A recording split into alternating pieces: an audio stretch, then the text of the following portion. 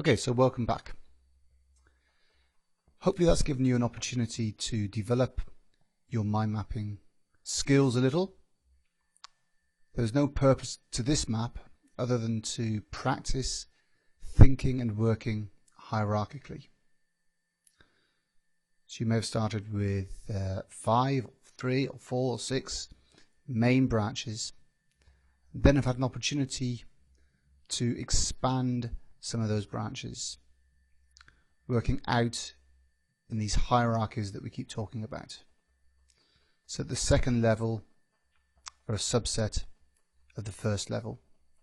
Hopefully you're branching from the ends of lines, trying to make the lines around the same length as the words. So in the case of family, you've got parents, siblings and children at different aspects of family.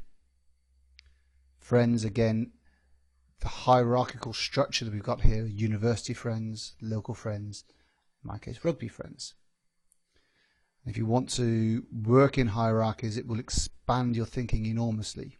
So by splitting interests into outdoor and indoor, it naturally leads on to another level of thinking. So the key aspect of this stage is to be working hierarchically.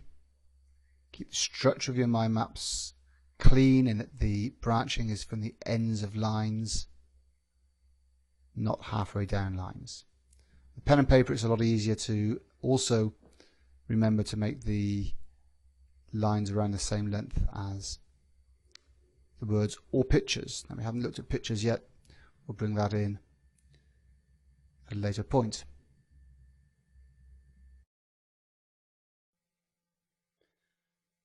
Okay, so just returning to our main mind map very briefly. The key things to notice from the exercise you've just done is this idea of thinking hierarchically. We're using single words throughout the mind map you've just been doing. I hope you've been using single words. We'll talk more about that in the next module. We're using the lines to connect one idea to the previous idea in the hierarchy. If we can make the words both single and meaningful, ones that act as useful triggers to take us on to the next level, that's going to fall out very naturally from thinking and working hierarchically.